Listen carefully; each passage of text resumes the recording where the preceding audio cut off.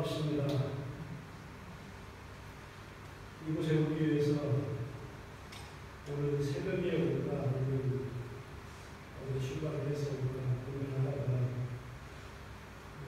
여기서부터 400km가 넘는 거리이기 때문에 새벽에 오면 좀 느릴 것 같아서 오후에 여기 근처에 가서 조금 쉬고 만나뵙게 돼서 감사합니다. 그래서 비가 얼마나 오는지 고속도로가 잠길 정도로 그래서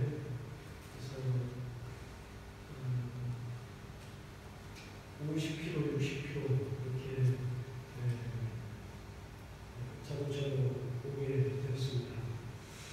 저는 독일 헤센주 호겔스베르크라이스라고 하는 지역입니다. 그 지역에서도 헤압슈타인과 나오죠. 알스페트에서 한민족 교회들 공동체로 섬기고 있습니다.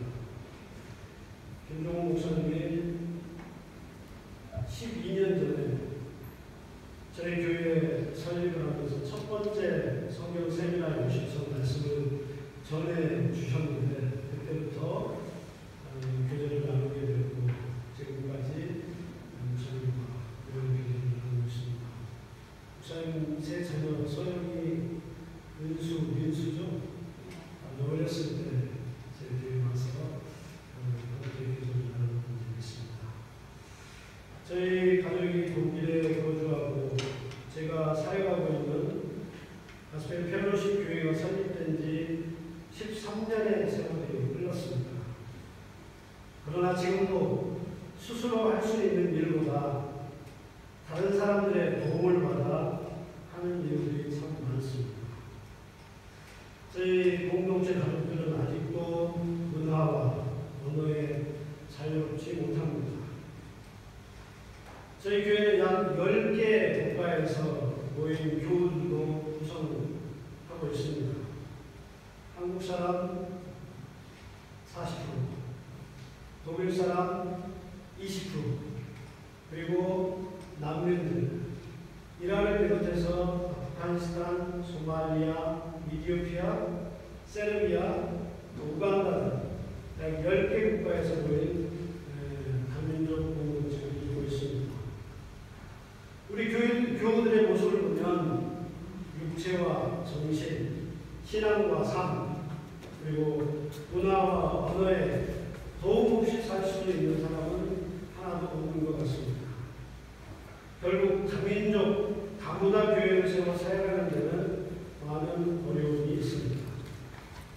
우리 모두가 부족하고 연약하여 누군가의 도움이 필요한 존재들입니다.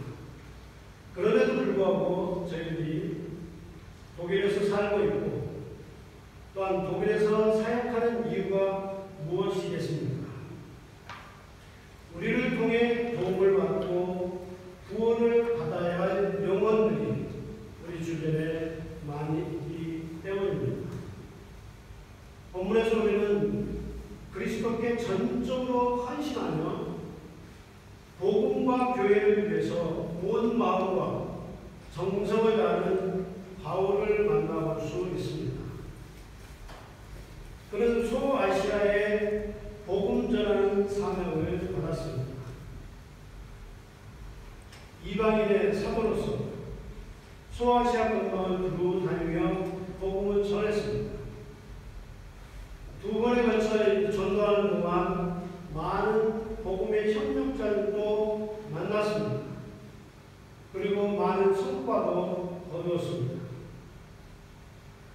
이제 다시 좀 더 구체적인 계획을 세워서 소아시아 지역을 위해서 선교하기 위해서 그 지역에 정착하려고 했을 때 하나님은 성령을 보내서 바울이 더 이상 소아시아 지역에 머무는 것을 원치 않으셨고 그에게 환상을 보여주셨습니다. 마케도냐 사람이 나타나 건너와서 우리를 도우라라고 말합니다. 이 환상을 본 사도 바울은 복음을 듣고 낯선 땅 유럽으로 건너가게 됩니다.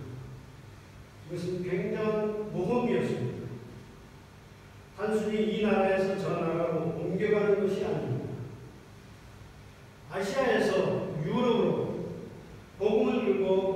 순간입니다.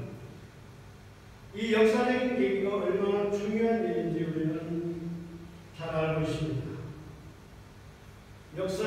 세계 역사를 바꿔놓는 일이기도했습니다.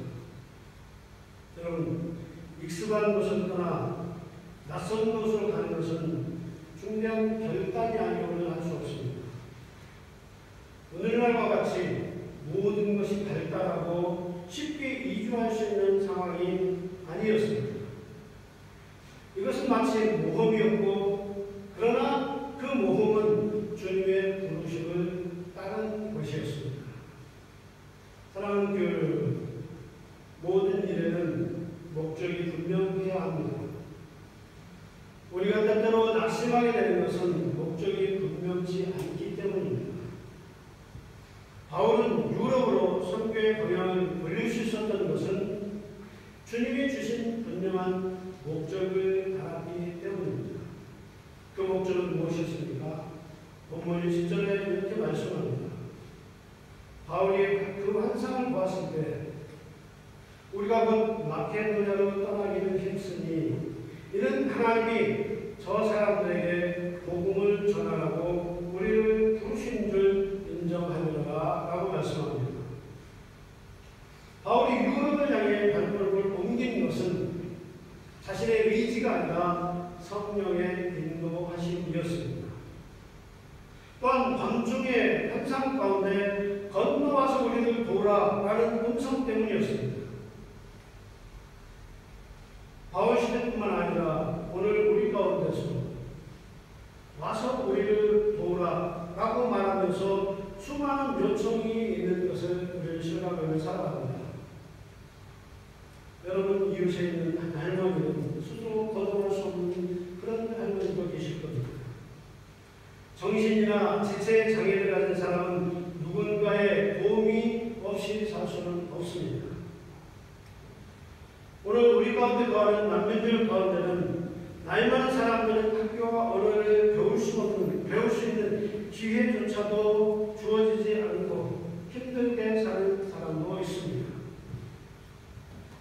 난민 어린이들 가운데는 학교에서 정착을 못해서 결국 누군가의 도움이 필요한 사람도 있습니다.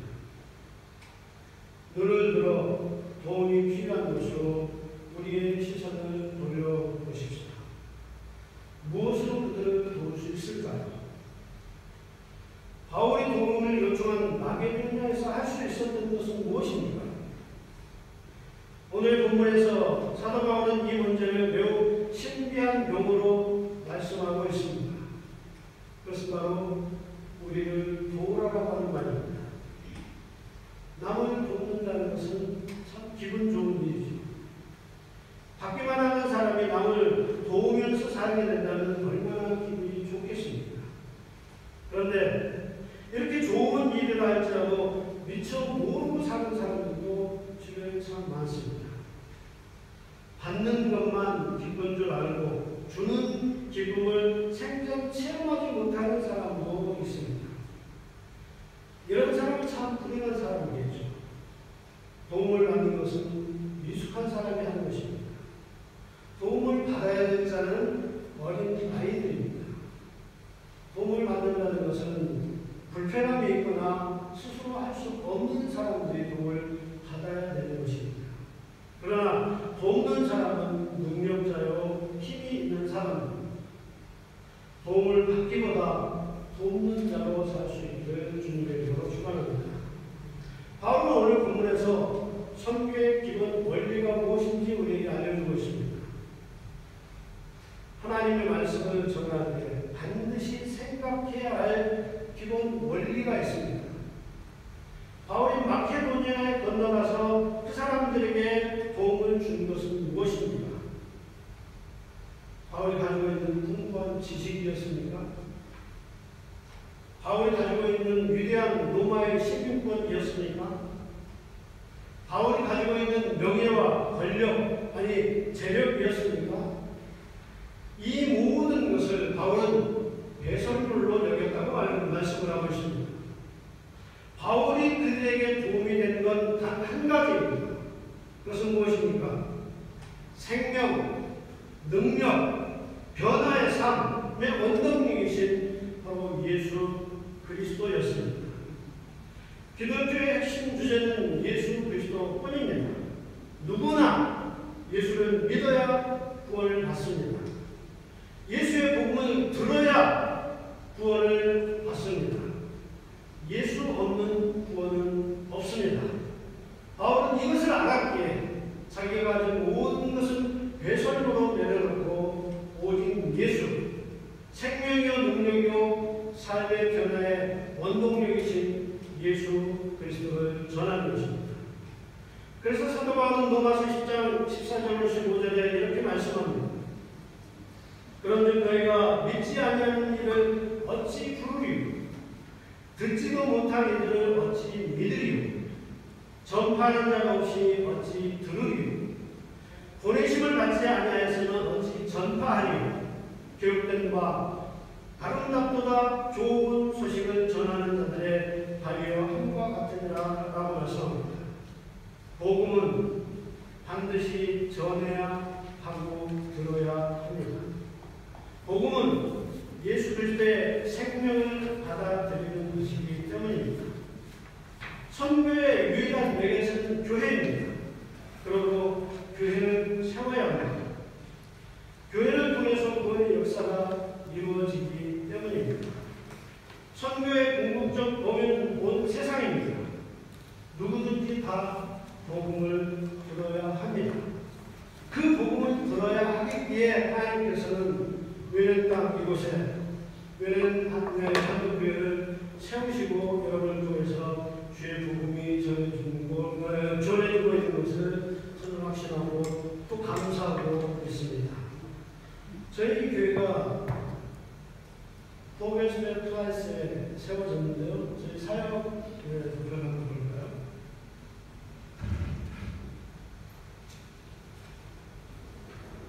저희는 크게 세 가지로 분류해서 첫 번째로는 교회 사역입니다. 교회 사역의 모토는 크리스천 유덴 젠젤입니다. 성도를 구비하여 세상으로 파송하는 것입니다. 저희 헤르슈타인에 센터가 세워졌는데 그곳은 약 2,000명 이상 도시입니다. 그런데 행정구역상으로 게마인데가 아니라 슈타트입니다. 그것도 근래 슈타트가 된 것이 아니라 750년 전에 슈타트로 행정구역상 그렇게 세워진 곳입니다. 좀 이상하지 않습니까? 보통 슈타트가 세워지려면 인구가 뭐 10만 명, 20만 명 이렇게 되어야 되는데 인구 2,000명밖에 되지 않는 곳을 슈타트로 세웠습니다. 왜 그랬을까요? 그것은 전통적으로 캐톨릭이었습니다.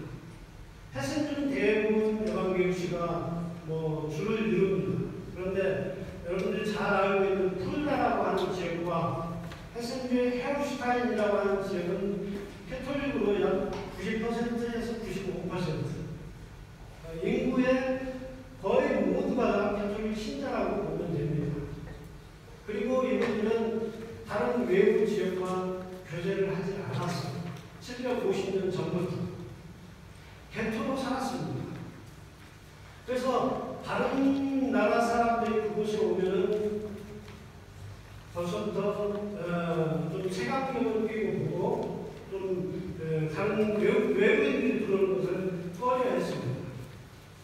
저희가 2009년 9월 달에 그곳에 설립했는데 교회를 설립하면서 그 동네 사람들이 저희를 향해서 한 말이 있습니다.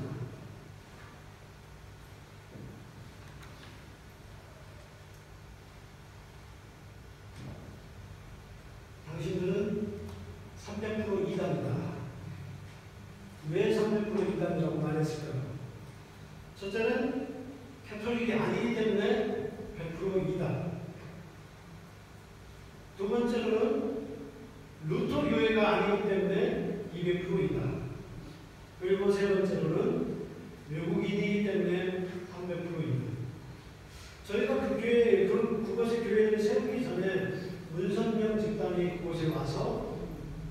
정착을 했던 때가 있었대요.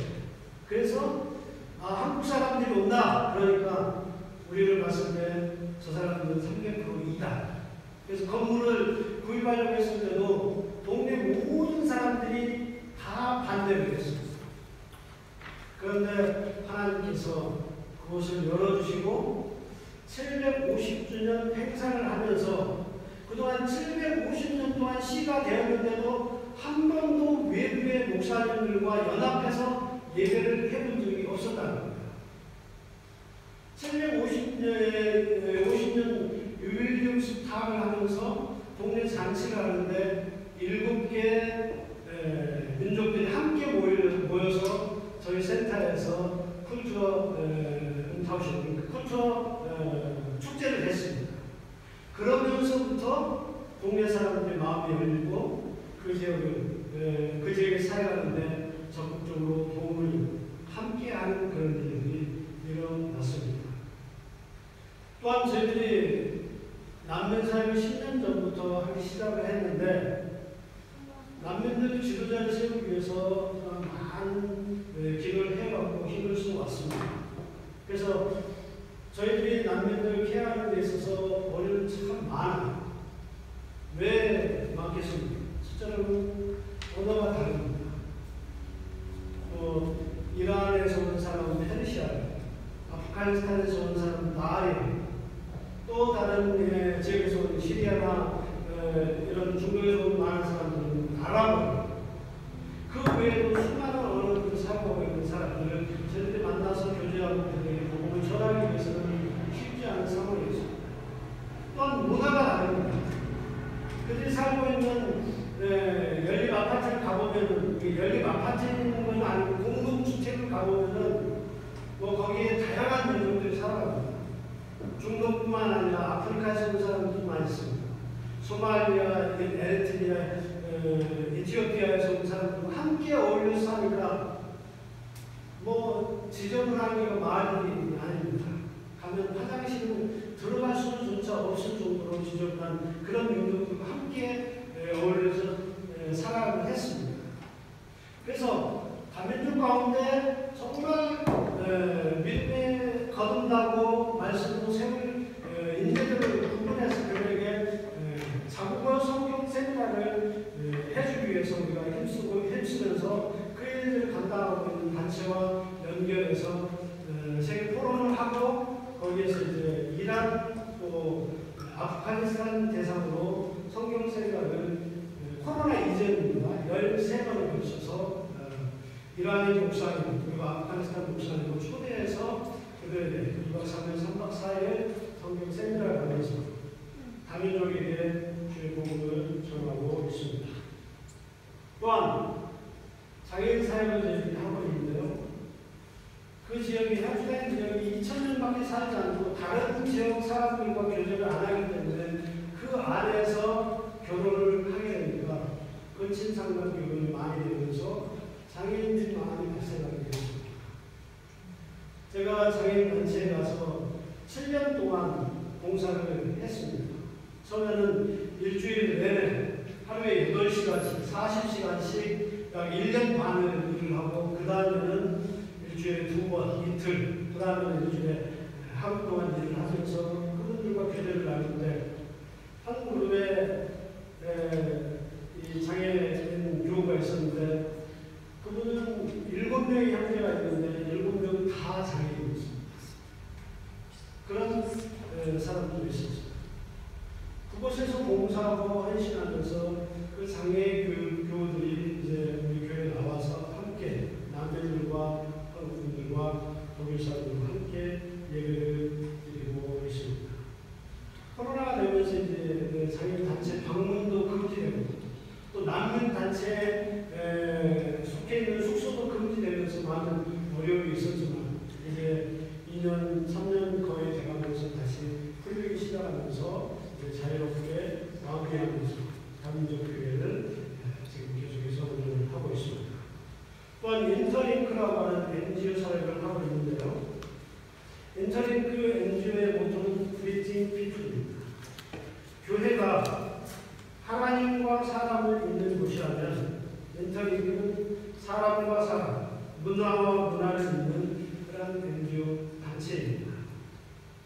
저희들이 그곳에서 현재 단체를 모자이크라고 하는 그 단체를 라우트박시에 설립하고 거기에서 지금까지 해왔던 일은 남면 독일어 공부를 가르쳐주는 일이었습니다. 안평 코스부터 아츠바이코스까지 지금까지 약 200명 남면들에게 독일어를 가르치고, 특별히 나이가 40대 이상이 된 남면들에게는 어느 학교에 공부를 할 수 있는 기회가 주어지지 않아요. 집에만 있어야 합니다. 그러니까 2년이 되고 3년이 되고 5년이 되어도 아직까지 독일어 코스를 들어가서 공부할 수 있는 기회가 주어지지 않기 때문에 늘 집에서 머물고 혼자 있어야만 하는 그런 난민들을 초청해서 저희들이 모자이크라고 하는 이 센터에서 독일어를 가르쳤는데, 코스를 약 7, 8번 하면서 약 200명인데 이제 독일어를 가르치고 있습니다. 난민 어린이들이 학교에서 가려는 언어가 힘드니까 방과후 활동을 하면서 저희들이 이제 간단한 문제들, 숙제들 이렇게 같이 봐주기도 하고 그를 케어하는 일을 계속 했고요. 그리고 라우트바크 인터넷 모자이크 센터에서는 저희들이 지역에 있는 많은 소외되고 어려움을 당하고 있는 그 사람들을 위로하기 위해서 저희들이 카고 콘서트를 13번을 거쳐서 했습니다. 특별히 프랑크푸르트, 카셀, 펠르에 있는 교회들, 그리고 단체들, 또 한인분들, 또 브라질 사람들, 또 다른 미국에서 살겠던 그런 분들이 오셔가지고 거기에서 지역의 많은 난민들과 교류사람들 약 100여 명을 추천해서 13배를 거쳐서 콘서트를 하면서 그 사람들을 위로하고 복음으로 세워나가는 일들을 저희들이 감당을 해왔습니다. 그 중에 이제 제일 저희들이 사회의 중점을 두고 했던 것 중에 하나가 킨더 페어식이었는데 2018년 코로나 바로 직전에 저희들 지역에 있는 많은 어린이들을 초청을 해서 2박 3일 동안 모자이크 센터에서 이 행사를 했습니다. 그 행사를 한번 보시고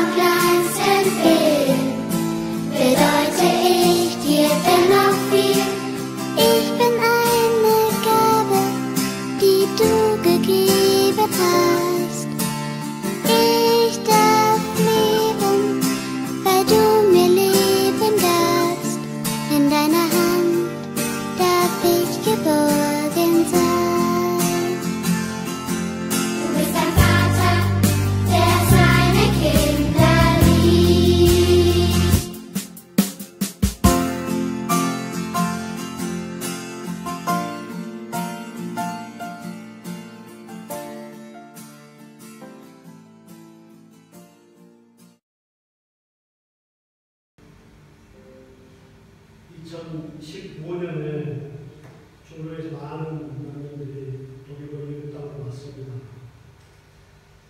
그 당시 저희 지역에도 저희들이 처음 난민 사역을 할 때는 포게스베트가스의 난민 숙소가 단 한 개였습니다. 아시다시피 단 한 개였을 때 저희들이 난민 사역을 시작을 했었고 2015년에 난민들이 급격히 몰려오면서 저희랑 별 5개 정도 되는 난민 숙소가 생기면서 엄청나게 많은 난민들이 들어왔습니다.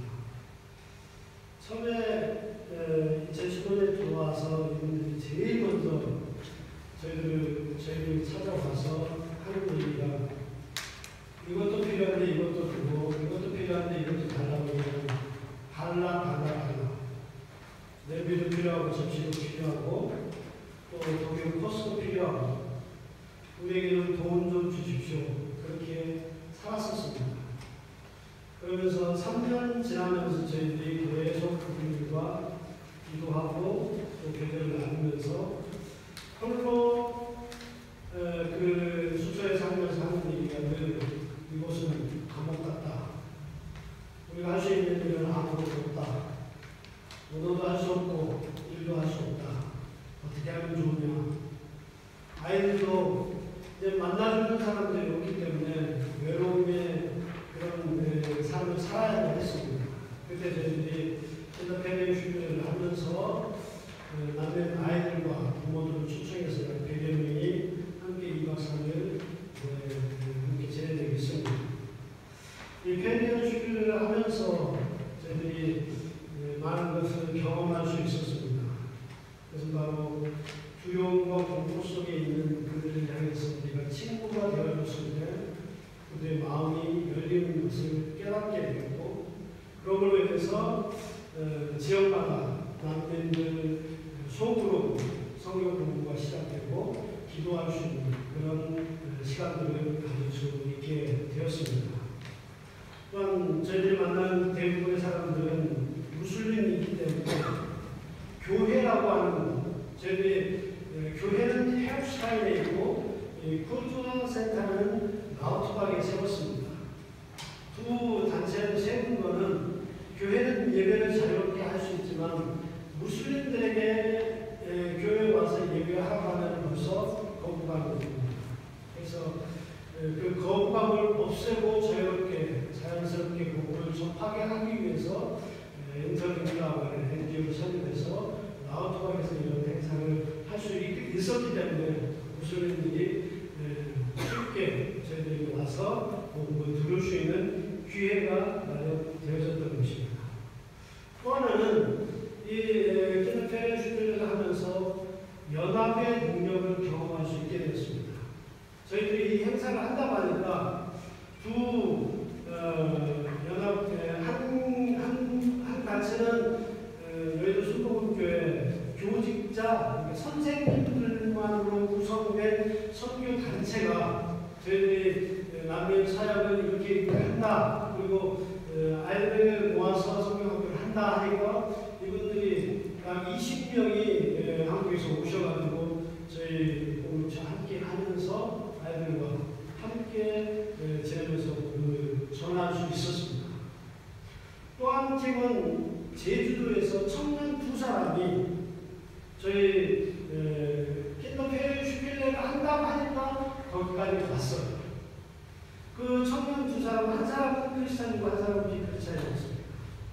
그런데 어떻게 해서 저희들이 아는 사이가 아니었어요. 그런데 어떻게 해서 제주도에서부터 거기까지 오게 됐느냐 물어서 유럽에서 독일에서 난민 사역을 하는 교회가 있는가 알아봤는데 친구의 친구를 통해서 저희가 그곳에서 그런 사역을 하고 있다고 하니까 이 2사람이 온 거예요. 왜 왔을까요? 이 크리스찬 청년이 고민이 됐습니다. 그 당시 2018년에 예배에 있는 많은 사람들이 제주도로 난민 신청을 하고 들어왔어요. 그런데 하나같이 언론에서 또 교회에서 하는 얘기가 저 사람들 받아주면 안 돼. 저 사람들 다 추방시켜야 돼. 아니 하나님의 말씀은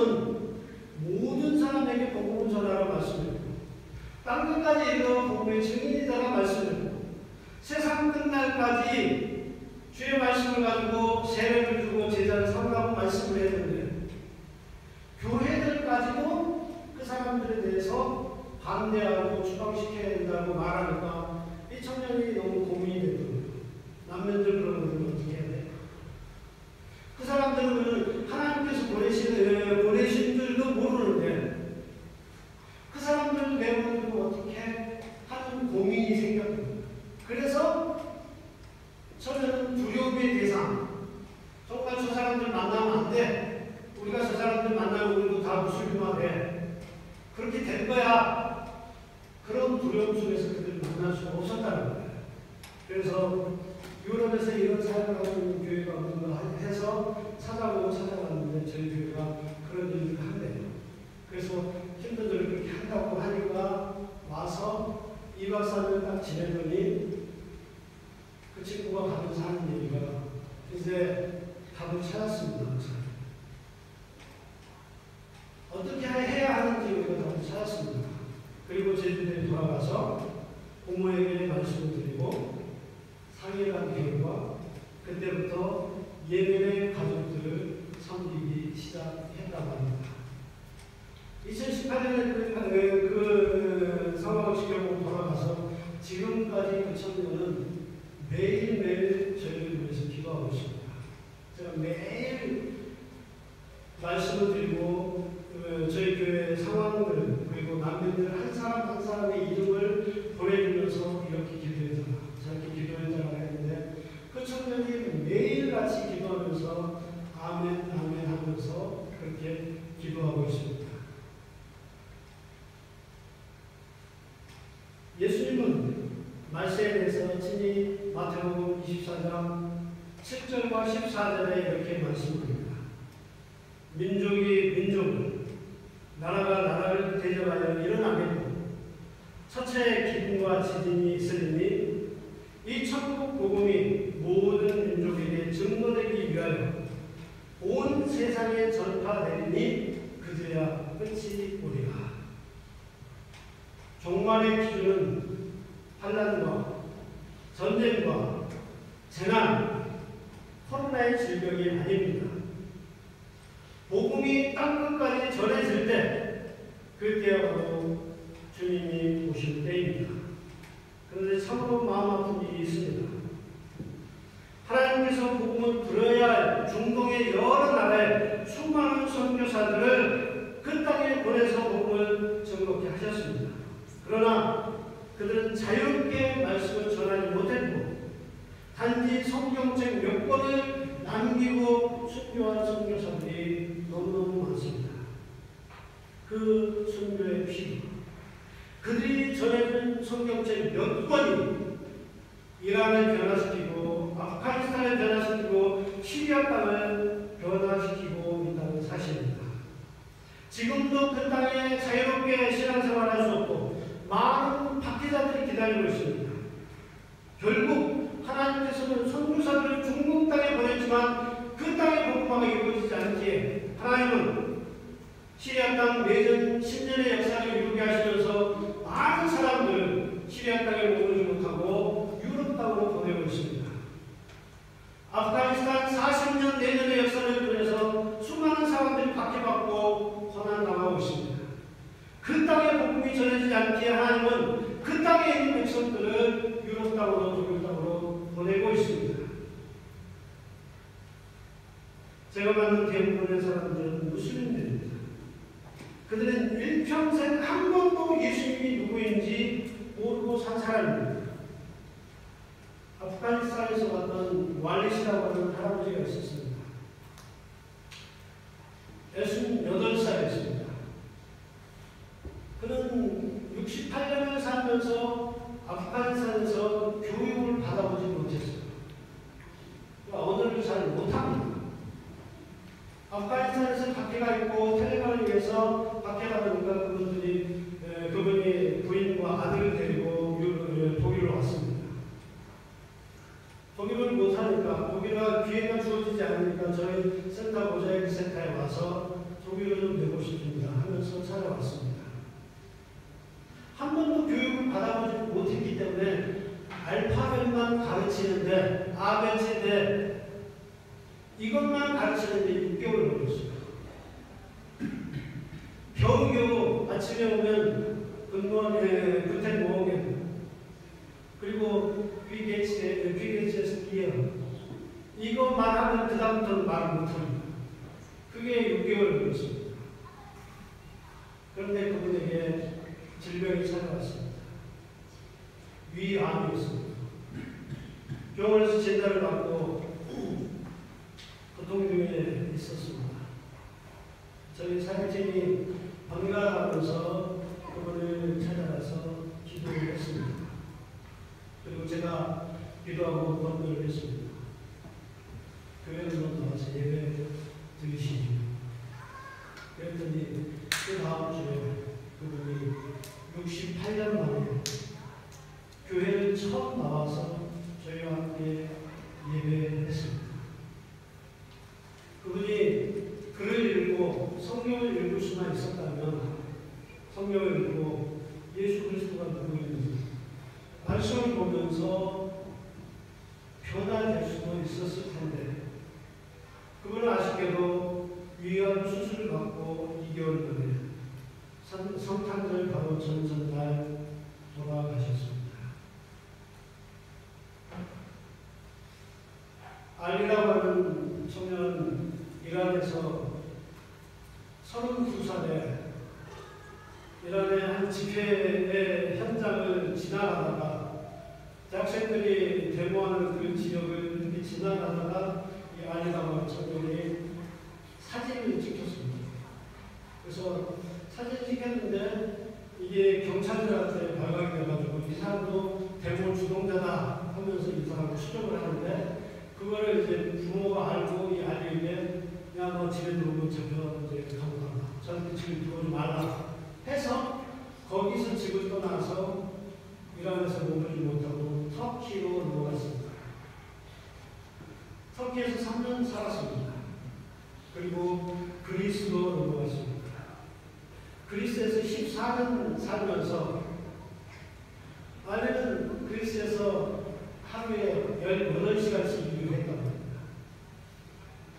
일하고 4시간 일하고 4시간. 그런데 경찰한테 쇠 몽둥이로 왼쪽 무릎을 강탈하면서 저를 거치를 못합니다. 그러다가 아이가 결단하고 그리스에서 도저히 못 살겠다. 유럽을 독일로 가야 되겠다. 그래서 독일로 와서 처음 저희를 만났습니다. 32살에 와가지고 이제 그의 나이 54살. 그러니까 22년을 떠돌면서 독일에 정착을 하게 되었습니다. 6년 동안 저희들과 교제하면서 살다가 이 아이는 32살에 왔기 전에 결혼도 안 했어요.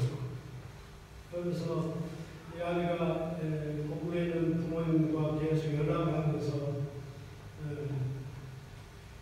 짝을 부모님이 짝을 이렇게 부모님들끼리 상의를 해가지고 아이가 결혼할 수 있는 짝을 독일로 보내주시고요. 그래가지고 이 아이가 저희 센터에서 같이 결혼식을 하면서 지금은 내마시는 제공 기술이 있어요. 친구가 제공 기술이 아주 뛰어난데 지금은 부부가 제공 기술을 가지고 회사에서 일을 하면서 지금 잘 하고 있는 그런 친구가 있습니다. 그런데 이 친구가 독일에 와서 저희 교회에 와서 세를 받고 이 친구가 세를 받았기 때문에 이제는 더 이상 이란으로 들어갈 수가 없습니다. 세례를 받았다는 것은 순교를 각오하는 일이에요. 다시는 이란으로 돌아갈 수가 없습니다. 그래서 가족이 나와서 만나든지 또 제3세계 터키를 가든지 아르메니아나 다른 나라에서 이렇게 만날 수 있는 상황이 되는데 작년에 어머님이 돌아가셨는데 이제 갈 수 없고 만날 수 없는 그런 상황에서 슬픔을 당하는 저도 있습니다. 다른 교회 여러분, 한 사람의 독일 선생님이 있으면 저희 모자이크에서는 난민 20여 명에게 복음을 전하고 누구를 가르칠 수 있는 그런 일이 일어납니다. 한 사람의 아랍 사역자가 있으면 수많은 아랍어를 사용하는 만병들을 세워갈 수 있습니다. 저희들이 이집트에서 사역하고 있는 이집트 사역자 3명을 초청해서 한 주간 동안 저희 센터에서 지역에 있는 아랍 사람들에게 복음을 전해달라 그랬더니 이분들이 와서 복음을 전하는데 저희들이 1년 내내 말씀을 전하고 복음을 전하고 모임을 하고 기도회를 하고 변화되지 않고 일주일 만에 그 사람들 마음을 열고 복음을 전하는 그런 놀라운 역사들이 일어납니다. 한 사람의 어린이 청소년 사역자들이 있다면 방황하는 청소년들을 중요하고 세울 수가 있습니다. 사랑하는 성도 여러분, 저희 교회가 이제는 쿨투어 센터에서 지금 카페 모자이크 컬처 카페로 지금 거듭났습니다. 작년 10월에 이제 거기 이제 만남의 장소, 저희 많은 사람들과 더 많은 깊은 교제를 하고 거기에서 지금 주일에도 예배를 하기 시작을 했습니다. 카페 찾아오는 한 독일 중년이 있었어요. 한 50대 초반 정도 되는 중년이 커피를 마시러 가서 이런저런 얘기를 합니다. 그러면서 자기가 독일 루터교회를 다니고 있는데 자기 교회는 주일날 예배를 드리는데 몇 명 모이냐고 8명, 7명, 8명 모인다고 합니다. 7명, 8명 모이는데 예배 시간이 얼마나 되냐고 물어봤더니 약 25분이에요. 찬송 한잔 하고 설교는 7분에서 8분 그리고 축도하고 마친다는 겁니다. 그래서 그 중년에 오셔가지고 하는 얘기가 여기 교회에 와서 같이 예배를 드려도 되겠습니까? 그래서 그분이 저희 교회 3번 방문해서 같이 예배를 드리고 있습니다. 주변에 교회도 저희들이 연합해서 함께 사역합니다. 독일 교회 5개 교회, 저희 교회와 4개 독일 교회와 함께 연합해서 사역을 하는데요. 저희들 매월 한 번씩 목회자들이 모여서 목회자 기도회를 합니다. 그래서 교회 형편과 사정을 알리고 그리고 우리가 독일 교회 형편과 사정도 알고 함께 기도하면서 어떻게 복음을 전해야 할지 고민하면서 그렇게 예배하고 있습니다.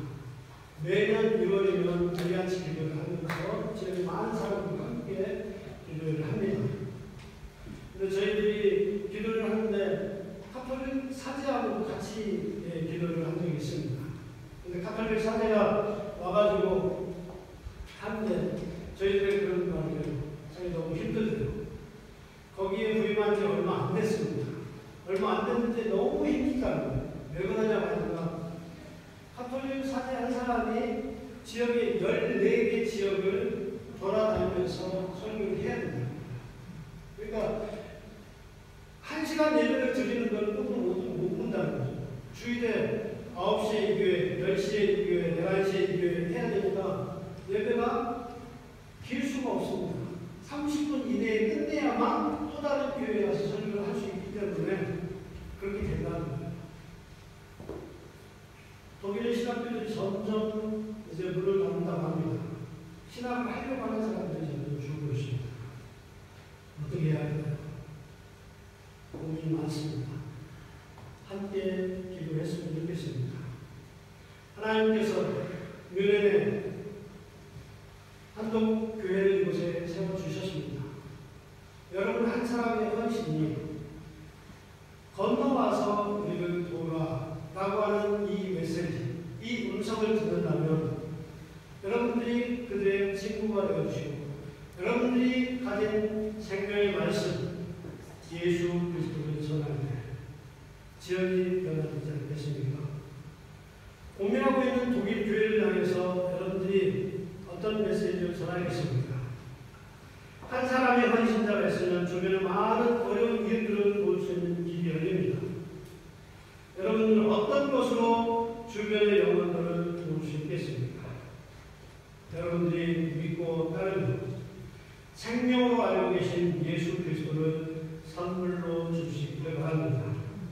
오직 여러분의 결단과 헌신이 독일과 유럽에 들어와 있는 수많은 남편들을 구원하고 세계 선교의 완성을 이룰 수 있는 밑거름이 될 수 있기를 바랍니다. 그는 한국교회 여러분, 오직 예수입니다. 길과 진리와 생명이신 그 이름 예수 그리스도. 도움이 필요한 이들에게 삶의 가장 값진 부와 예수 그리스도를 선물로 주시는 저와 여러분들 될 수 있기를 주님의 이름으로 축원합니다. 하나님 아버지 감사합니다. 우리 같은 죄인, 나 같은 죄인을 하나님의 자녀 삼아주시고 우리에게 생명을 주셨습니다. 우리에게 가장 값진 예수 그리스도를 구하러 주셨습니다. 그 보물이 내 삶에 있기에, 그 보물이 내 마음속 깊이에 있기에 무엇을 두려워하겠습니까? 무엇을 걱정하겠습니까? 전쟁의 온들, 코로나의 바이러스가 우리에게 가까이 온들 무엇이 두렵겠습니까? 우리가 두려워해야 할 것은 주님이 약속하신 그 말씀을 이루지 못하는 것, 그것 때문에 고민하고 그것 때문에 염려하고 그것 때문에 우리가 몸을 꿇을 수 있는 저희들에게 주시옵소서. 생명이 되신 예수 그리스도를 가지고 있는 그 바울을 향해서 마케도니아 사람들이 건너와서 우리를 도우라 그 말을 듣고 결단하고 유럽으로 들어가서 주의 말씀을 증거할 때 세계 복음화가 이루어졌습니다. 하나님께서 중동 땅을 여시기 위해서 많은 영혼들을 유럽과 독일로 보내주셨습니다. 남편들 가운데 예수 그리스도를 알지 못하는 그 사람들에게 복음을 전할 수 있는 저희들 되게 주시옵소서. 우리 주변에 약한 자, 연약한 자들이 있습니다. 아직도 이제 뭘 할지, 무슨 일을 할지 고민하는 사람들이 있습니다. 홀로 지쳐 쓰러져 자빠져 있는 사람들이 있습니다. 특별히 고향을 떠나 이곳에 와서 어려움 당하는 난민들을 돌아보고 그들에게 복음을 전할 때 그들을 통해서 다시 재역복음화가 이루어지게 하시고 중동 땅의 주의 말씀으로 온전히 다시 한번 회복되는 역사를 하시도록 은혜 베풀어 주시옵소서. 면회하는 교회를 이 뜻을 이루기 위해 이곳에 교회를 세워주셨습니다. 하나님께서 아름답게 사용하여 주시옵소서. 내가 세임받는 한 사람이 되게 하시고 우리 교회가 세임받는 한 교회가 되게 해 주시옵소서. 특별히 우리 김동훈 목사님 휴사 중입니다. 아주 편하게 하시고 또 안 계시는 동안 교회를 분들이 평안에 서갈 수 있는 시간들을 되게 해 주시옵소서. 한 주의 삶과 맡깁니다. 주님